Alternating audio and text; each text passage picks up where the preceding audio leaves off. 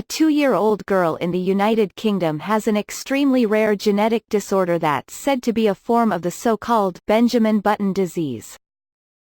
Progeria, a similar disorder, is often referred to as the Benjamin Button disease that causes those affected by it to look prematurely aged. Isla, who has only recently begun to crawl and weighs just 15 pounds, was born in February 2017. She arrived weighing 5 pounds and 10 ounces. Her mother, Stacey, 33, told SWNS, a British news agency. She was not diagnosed with mandibuloacral dysplasia until October of that same year. "We nearly lost her. She was fighting against everything they were trying to do," said Stacey. "She was incubated for the first 5 days of her life and put in an induced coma, so we were unable to hold her."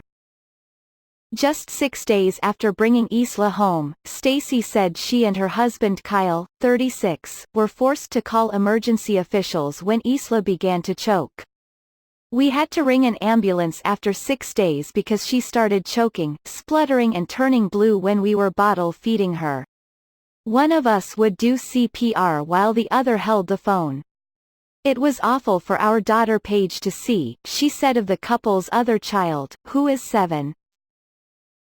In the hospital, they managed to clear her airways and she spent another 2 weeks there, she continued.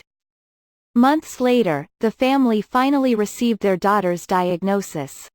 "When we had the diagnosis, the genetic consultant said Isla is the only one in the world to have this particular misspelling of the gene, which causes the mutation," Stacey said. "There only appears to be 7 examples ever in medical literature of mandibuloacral dysplasia, but none of them is this particular mutation.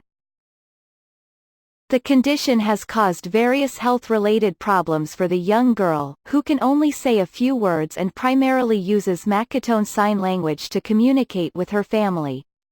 Isla suffers from a heart condition and has difficulty breathing due to narrow airways.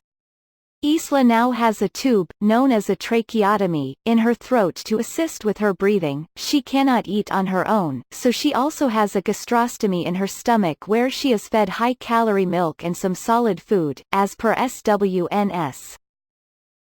Her symptoms are narrow airways, pale, thin skin and a small jaw, which means her tongue is far back in her throat, which can stop her breathing," her mother said. She sees about 12 consultants, has from 1 to 6 appointments a week and has a whole cabinet of medical records. She can't cry, so when she sleeps she's attached to a heart monitor and an alarm goes off when she wakes up. This means we can sleep at night. Despite everything, Stacey, who now works as Isla's full-time aide, said her youngest daughter is very expressive and communicative and is a happy little girl, but, she noted, it takes a lot out of the family. "We're told her condition isn't life-limiting, but we just don't know for sure as her case is so unique," said Kyle of his extremely small and frail daughter. "We have been left in the dark somewhat. We have been told it's mandibuloacral dysplasia, of which there are usually 2 types, A or B. But Isla doesn't fall into either of these categories, so we don't entirely know where we stand," he said. "There's not really any support available, so we just take it day by day."